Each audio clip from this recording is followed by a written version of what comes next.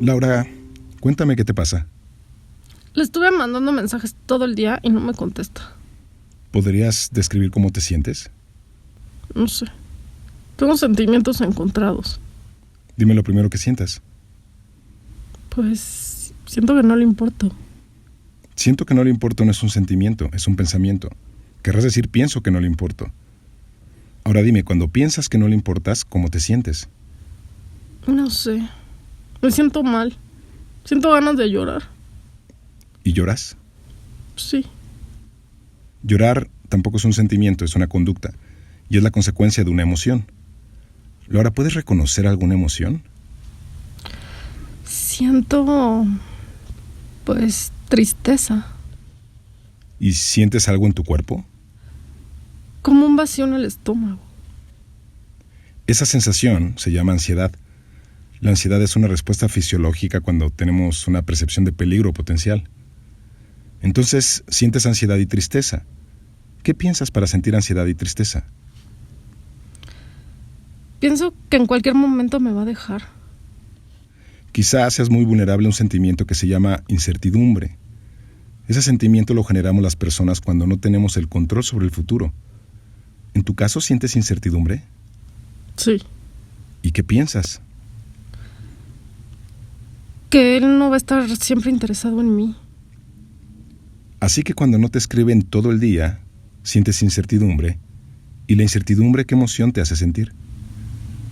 Pues... miedo. ¿Qué piensas? No sé, que está con alguien más y que seguramente le importa más que yo. A ver, Laura, ahora sabemos que la incertidumbre es un sentimiento que genera la emoción de miedo. Este sentimiento y esta emoción las provocas con un pensamiento que dice, está con alguien y le importa más que yo. Y cuando piensas eso, ¿tú qué sientes? Pues tristeza.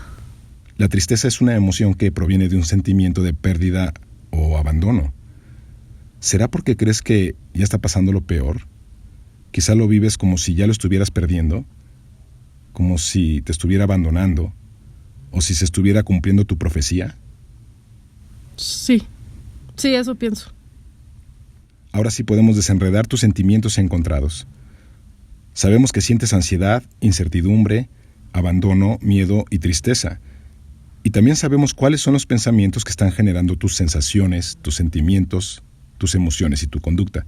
Con esta información podemos trabajar. Hola, soy Fabio Alejo y te doy la bienvenida a la cuarta sesión de Yoga para tus neuronas. A nadie le cae mal estirar sus pensamientos y creencias. El caso de Laura me será de mucha utilidad para mostrarte dos posturas nuevas. Si aún no conoces las 8 posturas anteriores, te recomiendo que escuches las 3 sesiones anteriores. En los próximos minutos aprenderemos la postura 9, alfabetización emocional, y la postura 10, emociones racionales o convenientes y emociones irracionales o inconvenientes. Postura 9, alfabetización emocional. Imagina una escena típica de un documental de National Geographic. Un león persigue a un ciervo y tras 30 segundos de la persecución el león se cansa y el ciervo se escapa. Ambos animales liberaron grandes cantidades de cortisol y de adrenalina en su torrente sanguíneo para que los músculos respondan a la demanda de la situación. La leona para atacar y el ciervo para escapar. Pero a los 10 minutos, ambos animales estarán como si nada hubiera pasado porque el oxígeno hará su trabajo, el cual es degradar el cortisol y la adrenalina excedente en el organismo. Ahora te voy a cambiar el planteamiento. Imagina que el león persigue a una persona. Aunque en una situación real, veo difícil que la persona escape usando solo sus piernas, pero vamos a imaginarnos que la persona corre tan rápido como un ciervo. Tras 30 segundos, el león se cansa y para. Ya no la está persiguiendo, pero la persona sigue corriendo. Pasan 2 días y la persona sigue escapando del león. Pasan los meses y la persona sigue asustada. Pasan los años. El león ya hasta se murió, pero la persona sigue corriendo. Es curioso, ¿no? El ser humano vive con miedo. El animal usa sus emociones, pero el ser humano las mantiene. ¿Por qué? En la teoría del neurocientífico Paul MacLean, los seres humanos no tenemos un cerebro. Tenemos 3 cerebros en uno. Estos 3 cerebros se desarrollaron en capas, evolucionaron en una capa sobre otra, primero se desarrolló el cerebro reptil. Llámalo el cerebro de los instintos. Este se encarga de las constantes fisiológicas, de funciones como la vigilia, de las respuestas automáticas que no requieren de tu pensamiento consciente. Millones de años después, sobre el cerebro reptil se desarrolló el cerebro mamífero. Llámalo el cerebro emocional. Este se encarga de los archivos emocionales, de la memoria emocional, la memoria episódica. En este cerebro se encuentra la respuesta al miedo y a la agresión. También a este cerebro lo llaman el sistema límbico. Millones de años después, sobre el cerebro emocional, evolucionó el cerebro neocórtex, y este es el cerebro que nos humaniza. La parte frontal del neocórtex se llama corteza prefrontal. Acuérdate bien de este nombre, corteza prefrontal. Es la que se encarga de los razonamientos, de las autoinstrucciones, del control de impulsos, de la conciencia social, la empatía. Se encarga de la estrategia y también de los pensamientos sobre lo que nos pasa y sobre lo que sentimos. Este es el cerebro encargado del pensamiento abstracto. Este cerebro sintetiza el pasado, analiza el presente e imagina y reconstruye el futuro. Por eso el ser humano, a diferencia de otros animales, puede imaginarse al león acechando en el futuro. Lo sueña, le teme, lo imagina por las noches, oculto, observando tras los matorrales. In the jungle, the mighty jungle, the lion sleeps tonight. Near the village, the quiet village, the lion sleeps tonight. Bueno, ya. Pero regresando al tema, la imaginación y la creatividad del ser humano frente a las amenazas potenciales es parte de las ventajas y desventajas del pensamiento abstracto. Algo que los animales no parece que hayan desarrollado, al menos en la manera tan sofisticada como lo hace el ser humano. Espero que este ejemplo funcione para contarte la diferencia entre sentimiento, emoción y sensación. Actualmente el ser humano ya no corre escapando de los leones, al menos en la vida civilizada, pero sí corre escapando de otros depredadores. Estos depredadores mayormente suelen ser sus propios pensamientos acerca del peligro, acerca de su valor como persona, acerca de su autoconcepto, su ego o su inclusión en la sociedad. Estos pensamientos se elaboran en la corteza prefrontal y se consolidan como respuestas emocionales en el cerebro mamífero y en el cerebro reptil. El ser humano imagina muchas amenazas potenciales relacionadas mayormente con el fracaso, con la pobreza, la deshonra, el respeto, la vergüenza y muchos conceptos que solo suceden en nuestra imaginación, en nuestra cultura y en nuestra fantasía colectiva. Un ejemplo de fantasía colectiva puede ser el nacionalismo, la moda, la autoestima, las reglas morales, el éxito, la opulencia. El león no se siente fracasado ni decepcionado de sí mismo por no alcanzar al ciervo. No se juzga ni es juzgado por la manada. No siente vergüenza. En cambio, el ser humano cuando falla, se frustra, piensa que es un fracasado, se siente humillado, se desmoraliza, imagina que la gente lo observa y que se burlan de él. A veces se decepciona tanto que lo deja de intentar. A veces se deprime por esto. En contraste al humano, el león seguirá persiguiendo a ciervos, lo seguirá intentando mientras tenga hambre y vida. ¿Ves? Los animales no viven el fracaso o la humillación como nosotros, porque los animales no tienen un nivel tan sofisticado de pensamientos ni sentimientos como los Homo sapiens. Los sentimientos son conceptualizaciones del ego o de las situaciones. De aquí surge la ansiedad del ego y la ansiedad situacional de la que te hablé en la sesión 3 de Yoga para tus neuronas. Si aún no la has escuchado, te invito a que lo hagas. Visita la postura 8 de la sesión 3. El proceso de fabricación de los pensamientos comienza en el cerebro de los razonamientos. Por ejemplo, usaré el caso de Laura. Laura piensa que su pareja puede abandonarle cuando no le contesta sus mensajes por WhatsApp. Ella se siente abandonada, y este es un sentimiento producto de un pensamiento que sucede solo en su imaginación. Con su creatividad imagina a su pareja pasando tiempo con otra persona. Laura siente incertidumbre porque su pensamiento dice, en cualquier momento me va a dejar. Aquí Laura está usando su corteza prefrontal. La incertidumbre dispara una emoción llamada miedo que se genera en el cerebro mamífero o en el cerebro emocional. En este caso ya existe una respuesta fisiológica en su cuerpo porque el cortisol ha sido liberado en su torrente sanguíneo, así como el ciervo. La diferencia es que a Laura no la persigue un león, solo la persigue el fantasma de la soledad. A esta altura Laura ya siente mucha ansiedad. Ya estamos en el nivel del cerebro reptil o cerebro de los instintos. El cortisol genera que sus músculos se tensen y que su sistema digestivo comienza a disfuncionar. Laura ya puede sentir la sensación de ansiedad en sus piernas y en su estómago, y quizá, según la intensidad de la emoción, pueda provocarse una indigestión. Así es como un pensamiento producto de la imaginación genera un sentimiento de incertidumbre, producto de la abstracción que genera una emoción real, llamada miedo, que genera una sensación real llamada ansiedad, y un impacto en su salud. En la teoría del psicólogo Paul Ekman existen 6 emociones básicas que además compartimos con los demás mamíferos. Estas son miedo, enojo, alegría, tristeza, asco y sorpresa. Estas emociones sirven para movernos. Por ejemplo, el miedo nos mueve para ponernos a salvo de los peligros. El enojo nos mueve para atacar aquello que representa una amenaza. La alegría nos mueve para buscar los placeres que nos mantienen con vida, como la comida, el sexo, la compañía y todo aquello que eleva los niveles de dopamina.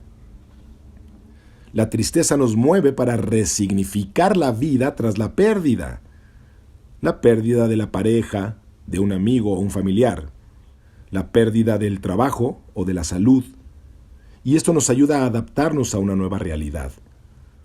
La tristeza también nos mueve para solucionar los problemas.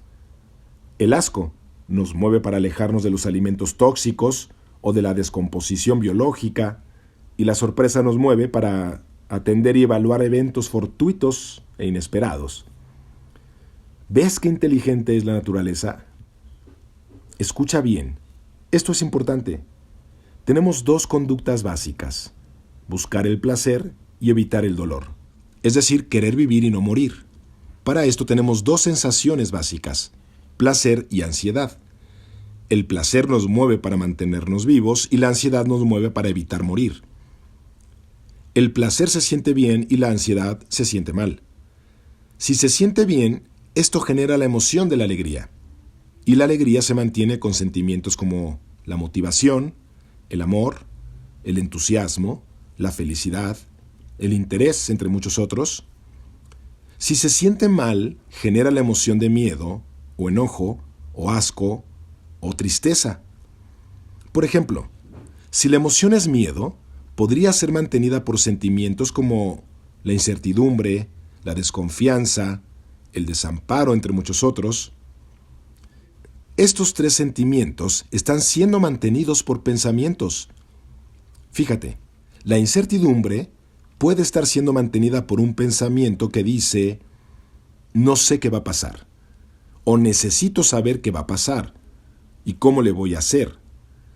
La desconfianza puede ser mantenida por un pensamiento del tipo, necesito saber quién es esa persona y cuáles son sus intenciones. Y el desamparo puede estar mantenido por un pensamiento del tipo, sería terrible terminar viviendo debajo de un puente. Te lo voy a poner de esta forma.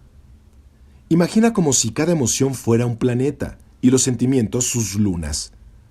El planeta enojo tiene lunas como la frustración, la impotencia, el odio. El planeta tristeza tiene lunas como la desesperanza, la nostalgia, la amargura. El planeta miedo tiene lunas como la timidez, la vergüenza, la soledad. El planeta asco tiene lunas como la repulsión, el desprecio, la aversión. La sorpresa tiene lunas como la vigilancia, el asombro, la consternación. Y la alegría tiene lunas como la ilusión, el optimismo, el entusiasmo. Estas son solo algunas lunas, pero cada planeta tiene una gran cantidad de ellas. Entonces tenemos que sentimiento, emoción y sensación no son lo mismo, pero sí trabajan en paralelo y en el tiempo récord de 30 milisegundos. Eso es lo que dura un pensamiento en transformarse en emoción y a veces en sensación. La conducta viene inmediatamente después. Los sentimientos, las emociones y las sensaciones unen a nuestros tres cerebros en una sola respuesta. Tengo un listado de emociones y sentimientos que puedo compartir contigo. Si quieres, puedes descargarlo en la página de Facebook, Entre Neuronas y Chakras, o bien puedes escribirme al correo yogaparatusneuronas@gmail.com y con gusto te lo mando. Si quieres saber más sobre la diferencia entre sentimientos y emociones, te recomiendo un libro que se llama En busca de Spinoza, escrito por el neurólogo Antonio Damasio. Postura 10. Emociones racionales o convenientes y emociones irracionales o inconvenientes.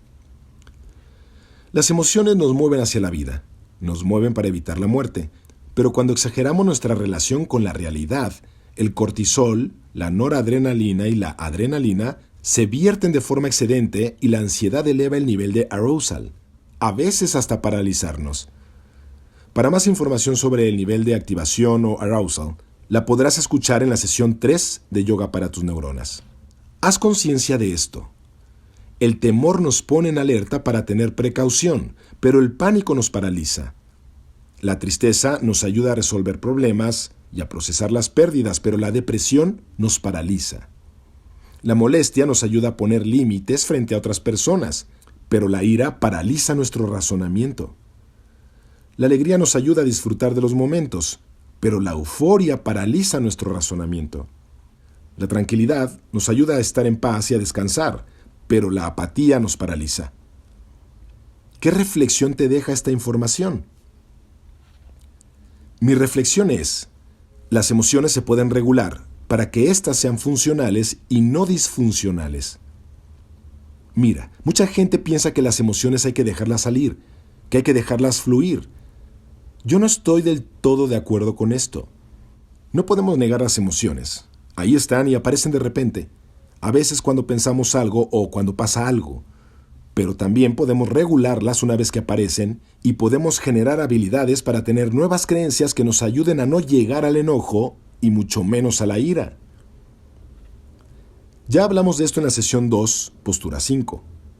Las emociones son el producto de pensamientos, creencias, experiencias, condicionamientos, respuestas automáticas de supervivencia. Pero mayormente las emociones son la consecuencia de nuestros pensamientos. ¿Recuerdas la frase de Epicteto? Los hombres no se perturban por las cosas que pasan, sino por lo que piensan de ellas. Es decir, no son las cosas las que te hacen daño, sino lo que piensas de las cosas. El problema en el mundo es justo que las personas, los jefes de Estado, los líderes religiosos, los terroristas han dejado fluir sus emociones hasta las últimas consecuencias. Tenemos un mundo muy emocional. Han existido muchos genocidios como consecuencia de personas muy enojadas o con mucho miedo. Necesitamos un mundo más racional. La racionalidad no significa estar siempre en la cabeza y pensarlo todo. La racionalidad significa desarrollar una mejor calidad de pensamientos, de emociones y de conductas. La racionalidad nos ayuda a tener emociones que no sean tan intensas, que no duren tanto tiempo y que no aparezcan en momentos inadecuados, en momentos que ni al caso. Mostrarte a ti cómo puedes llegar a ser más racional y no tan emocional es mi objetivo en este podcast. Ayudarte a tener una vida más serena y más placentera. Para esto tenemos que reconocer que nuestras emociones fueron cableadas para responder a una demanda del ambiente cuando vivíamos salvando nuestra vida de los leones o de otros clanes. Pero actualmente vivimos en un mundo mucho más cordial que antes. Lo que pasa es que las malas noticias en las redes sociales nos pueden hacer creer lo contrario. Muchas veces, nuestras respuestas emocionales están sobradas y nos pueden llevar a ser disfuncionales. ¿Para qué nos sirve el enojo si nuestra vida no está en peligro? Yo no conozco a nadie que cuando esté enojado es especialmente estratégico. Las personas cuando nos enojamos estamos en modo de ataque. Nadie se enoja con fines altruistas. El que se enoja lo que quiere es dañar a otro, ya sea físicamente, verbalmente o psicológicamente, usando la superioridad moral, el sarcasmo, el insulto o la amenaza. Cuando estamos enojados, nuestros músculos ya están llenos de adrenalina y catecolaminas. Nuestro cuerpo está listo para atacar. Eso quiere decir que nuestro cerebro no tiene suficiente oxígeno para razonar. Nuestro cuerpo quiere venganza. Piensa, ¿en qué momento el enojo es funcional? ¿Para qué necesitas el enojo cuando tu vida no corre peligro? Cuando te enojas, activas tu respuesta neuroendocrina y entras en modo de ataque. Por ejemplo, ¿por qué un coche se te metió en tu carril? ¿Es en serio? ¿Hay que dejar fluir esa emoción?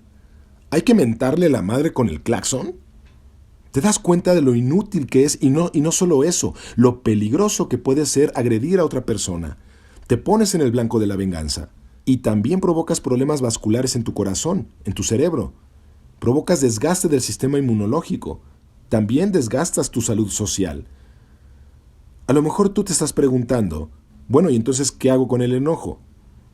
La respuesta es transformarlo en molestia o solo en incomodidad. La molestia es suficiente para solucionar problemas con otras personas que invaden tus derechos.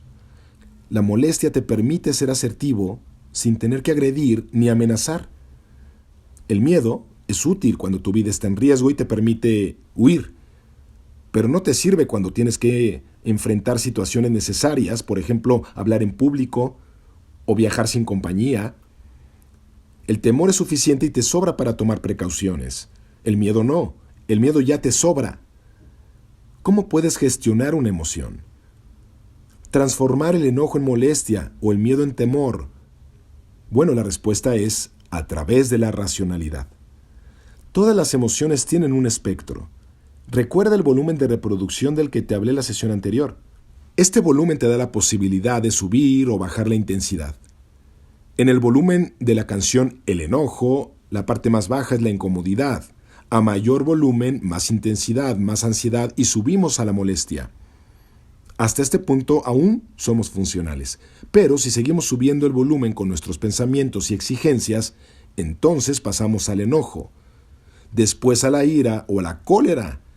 Entonces ya estamos distorsionando la emoción y generando una conducta antisocial. Veamos la canción El miedo. El volumen bajo es la preocupación, después el temor. Hasta aquí seguimos siendo funcionales. En nuestro cerebro hay suficiente oxígeno para pensar. Pero al llegar al miedo, ya no estamos razonando correctamente. La sangre se va a los músculos y así podemos pasar por la angustia y llegar hasta el pánico. Aquí te va otra canción. Entusiasmo, alegría, euforia. Otra canción más con su volumen. De menos a más, decepción, tristeza, desconsuelo, depresión. Y no solo están las emociones que se sienten mal, también están las emociones que se sienten bien. La alegría es una emoción racional y conveniente, pero la euforia no. Yo conozco gente que ha muerto a causa de la euforia.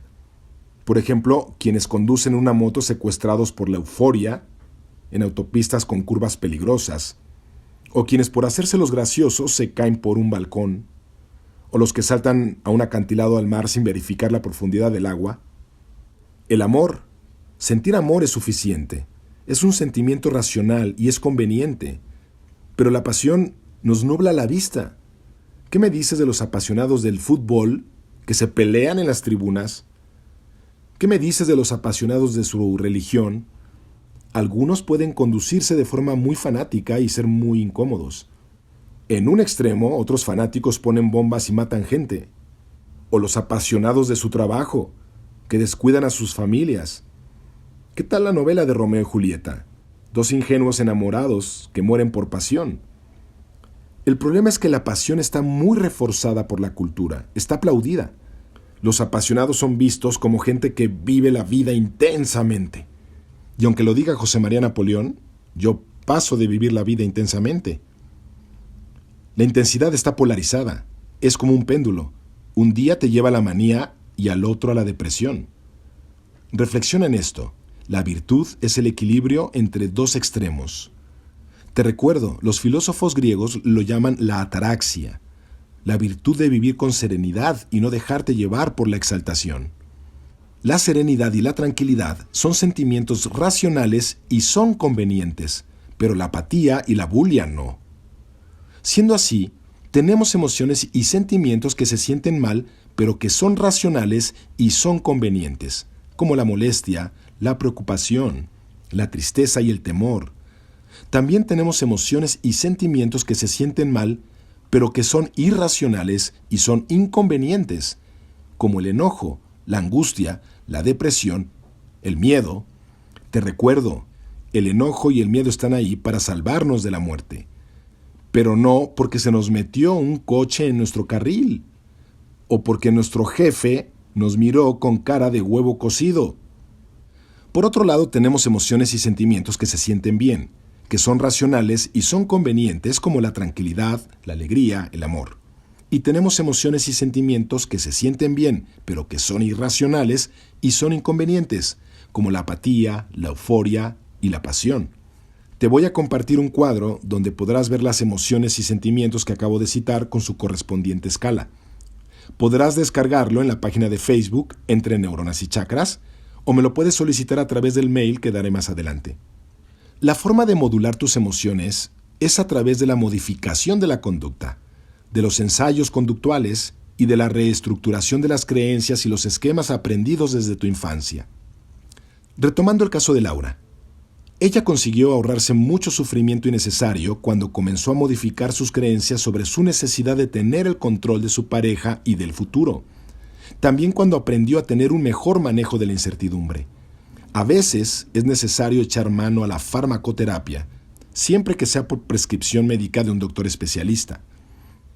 El proceso de ensayos conductuales, modificación de conducta, creencias y esquemas disfuncionales forma parte de los temas que aprenderás en las siguientes sesiones de yoga para tus neuronas.